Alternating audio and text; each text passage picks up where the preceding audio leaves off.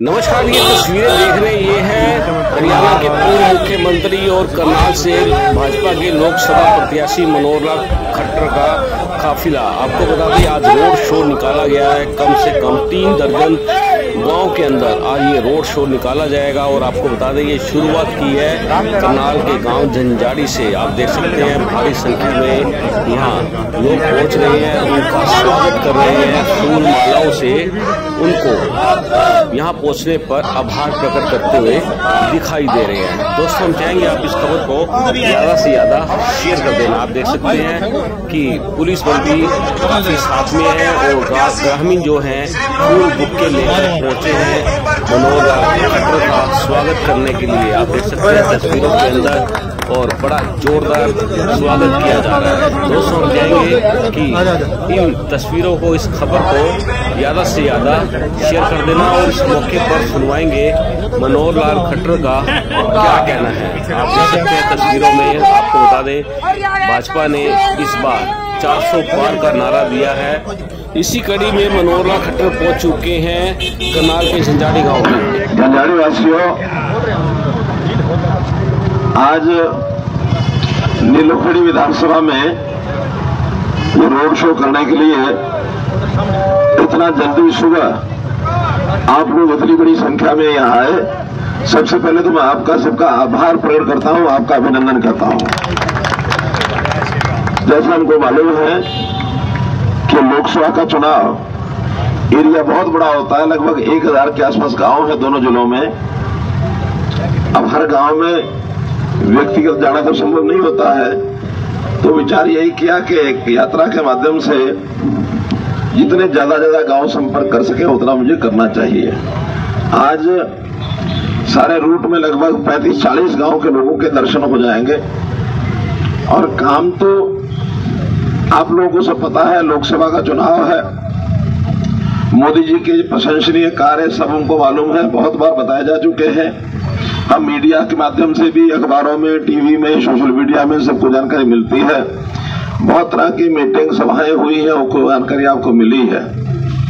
फिर भी मेरा दायित्व है, क्योंकि मोदी जी ने इस लोकसभा क्षेत्र से, करनाल लोकसभा क्षेत्र से यहाँ मुझे प्रत्याशी बना करके आपके बीच भेजा है। तो मुझे आपसे अपील तो करनी है कि ज्यादा संख्या में 25 मई को आप लोग कमल के निशान के सामने वाले बटन पर बटन दबाकर ज्यादा वोट डालें। ज्यादा वोट डालेंगे तभी अपना टारगेट पूरा होगा। टारगेट जो है 2 तरह के टारगेट हैं, बल्कि 3 तरह के कहने चाहिए। एक टारगेट है कि हमारे मतदान हर बूथ पर कैसे हम 100% के नजदीक पहुंच सकते हैं। जितना ज्यादा मतदान करेंगे उतना लोकतंत्र मजबूत होगा और दुनिया में हमारा नाम बनेगा। वैसे तो दुनिया में सबसे बड़ा लोकतंत्र है भारतवर्ष। इतनी बड़ी संख्या में लगभग 80-85 करोड़ वोटर किसी देश में नहीं है। तो ये जो लोकतंत्र का उत्सव है, 85 करोड़ लोग मिलकर बना रहे हैं। ज्यादा वोट डालने से ही उसमें हमारा देश में, दुनिया में स्थान बनता है। दूसरा, जितने वोट डलेंगे उसमें ज्यादा वोट और भारतीय जनता पार्टी के हों। भारतीय जनता पार्टी के होंगे तभी पार्टी का भी सम्मान बढ़ेगा, तभी आप लोगों की ओर से भी दुनिया को पता लगेगा कि करनाल लोकसभा, इसमें भारतीय जनता पार्टी किस प्रकार से परफॉर्म करती है और जनता कितनी जुड़ी हुई है। और तीसरा टारगेट एक और, कम से कम बाकी साथी जो कह रहे हैं कि पिछली बार करनाल लोकसभा ने एक रिकॉर्ड बनाया था। क्या रिकॉर्ड था? 6,56,000 से दूसरे नंबर पर देश में दूसरा जो स्थान है अपने को मिला था। पहला स्थान गुजरात की एक सीट का था। प्रधानमंत्री गुजरात से ही आते हैं, तो इतना तो हमारी जिम्मेदारी बनती है कि हम लोग वहां के बाद ही रहें। लेकिन इस बार तो प्रधानमंत्री जी गुजरात से नहीं, उत्तर प्रदेश में काशी से लड़ रहे हैं।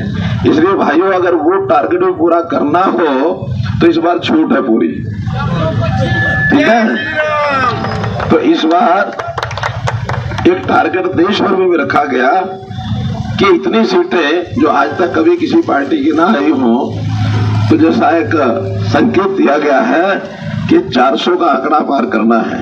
इस बार 400 पार, इस बार 400 पार। और उस 400 में हरियाणा की भी 10 लोकसभा की सीटें हैं। हरियाणा में 10 लोकसभा के अलावा एक विधानसभा का भी, करनाल विधानसभा का चुनाव हो रहा है, जहां अपने मुख्यमंत्री नायब सिंह सैनी विधायक बनने के लिए चुनाव उनको लड़ना इसलिए है कि वो मुख्यमंत्री बनने से पहले विधायक नहीं है, इसलिए वो चुनाव भी साथ ही होगा। तो हमारा संकल्प है कि करनाल समेत 4 जून को 11 कमल के फूल खिलाकर हम मोदी जी की झोली में डालेंगे।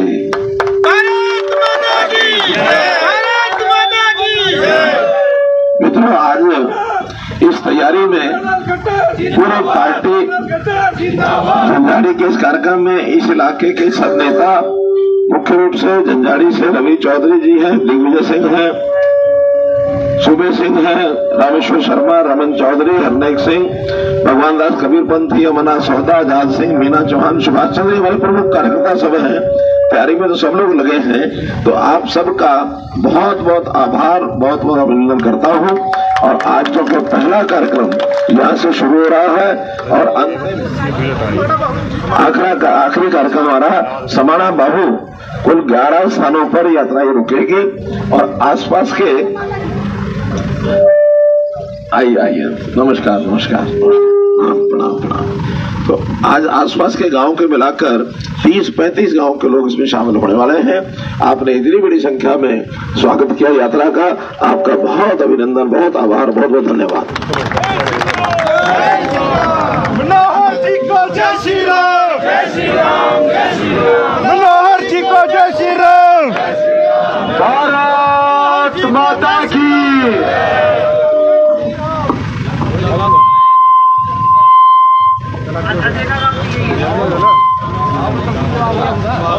भाई हमारे PSO अजय जी, ये इनका भी गांव है, इसलिए मेरे साथ हमेशा रहते हैं 24 घंटे। इनका भी धन्यवाद, आभार, और इनके साथी भी आए होंगे, धन्यवाद।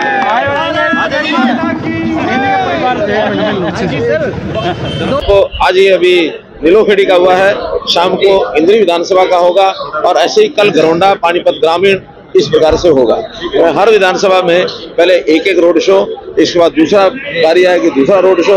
मुझे लगता है कि ये लगभग 15 रोड शो में मैं हरियाणा लोकसभा करनाल के बहुत गांव कवर कर दूंगा। गांव की संख्या बहुत है, इसलिए लोगों को मिलना, दर्शन करना, अपनी भावनाएं हम भी व्यक्त करते हैं। तो मैंने बताया मित्रों, इस प्रकार का उत्साह जनता में देखने का मिल रहा है, उससे भरपूर मैं विश्वास करता हूँ इस बात का कि हरियाणा की जनता 10 की 10 लोकसभा सीट और करनाल विधानसभा सीट 11 कमल 4 जून को खिला करके मोदी जी को झोले में डाले। निर्दलीय विधायक है 3 हरियाणा के, वो कांग्रेस में शामिल हो चुके हैं। मैं अभी इससे पहले स्टेटमेंट दे चुका हूँ।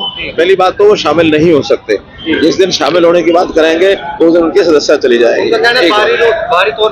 मैं इसीलिए कह रहा हूँ शामिल नहीं हो सकते। दूसरी बात, ये राजनीति का अखाड़ा ये कई दिन चलना है। बहुत से लोग हमारे संपर्क में हैं, वो चाहे जेजेपी के हो चाहे कांग्रेस के हो, वो अपने घर को संभाल के रखें, वरना वो चाहें तो उनके 30 विधायक आए मैदान में, देखें क्या होना है। इसलिए किसी प्रकार का किसी नेता का नाम नहीं बताया, लेकिन धर्मपाल गोंडर कहते हैं बीजेपी के नेता ने मेरा कोई काम नहीं किया जब भी मैंने सड़कों का मुद्दा उठाया। जितने काम इस नीलोखेड़ी विधानसभा के मैंने करवाए हैं, मेरे पास पूरी लिस्ट है और उस लिस्ट को उजागर करने के लिए मैं तैयार हूं, लेकिन करना इसलिए नहीं है कि उनके कारण से नहीं कराए।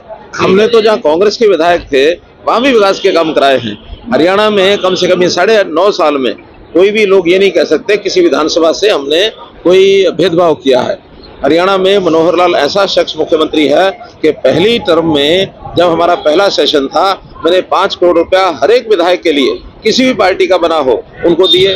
दूसरी टर्म में पहला जो सत्र था उसमें 5 करोड़ रुपए फिर से दिए, केवल इसलिए कि जनता के विधायक बन के आए हैं। पार्टियां कोई भी हो, आखिर जिस पार्टी का चुन के आया है उसकी विशेषता है, जिसका नहीं चुन के आया है उसकी कमी रह गई है। हम अपनी पार्टी में जहां नहीं चुन पाए अगली बार प्रदर्शन करेंगे, और हम इस बार प्रदर्शन करेंगे।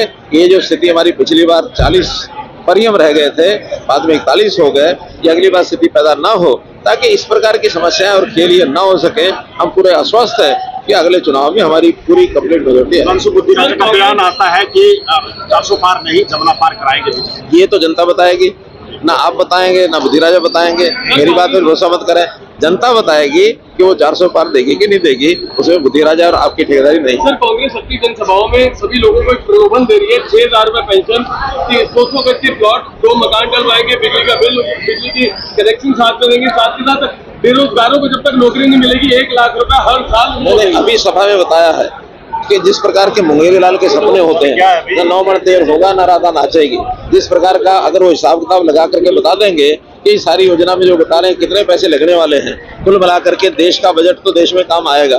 देश के बजट में अगर वो सोचते हो कि कहीं से हम मुफ्त का कैसे फंड लेके आ जाएंगे, कहीं से नहीं आ सकता। और हमारी जनता, देश की जनता, प्रदेश की जनता, ये एक जमीर वाली जनता है। मुफ्त का खाने के बजाय ये तो आम आदमी में बहस में भी कह देते हैं, भैया तेरे बाप का दिया नहीं खाता, मैं अपना खाता हूँ। इसलिए कमा करके खिलाना ये मोदी जी की योजना है, नीति है कि लोग काम करेंगे, मेहनत करेंगे, हमारी बहनें लखपति दीदी बनेगी, ताकि अपना जो रोजगार वो करती हैं सेल्फ हेल्प ग्रुप से, उसको बेचने के लिए, उसकी मार्केट के लिए उपलब्ध कराएंगे, नए उत्पाद देंगे। हमारे नौजवान जो हैं बेरोजगार हैं, उनमें जो अच्छी टैलेंट वाले हैं उनको सरकारी नौकरी देंगे, जिनका उसमें बारी नहीं आएगी उनको हम कोई टैलेंट सिखाएंगे, उनकी स्किलिंग कराएंगे और उनको लोन दिलाएंगे, उनका काम कराएंगे। हमारे यहाँ बहुत योजनाएं हैं, स्टैंड अप योजना, स्टार्टअप योजना, और हरियाणा में हमने मुख्यमंत्री अंत्योदय परिवार उत्थान योजना के अंतर्गत 50,000 परिवारों को इस प्रकार के काम दिलाए हैं। तो रोजगार दिलाना हमारा काम है, लोग कमाएंगे। धन्यवाद।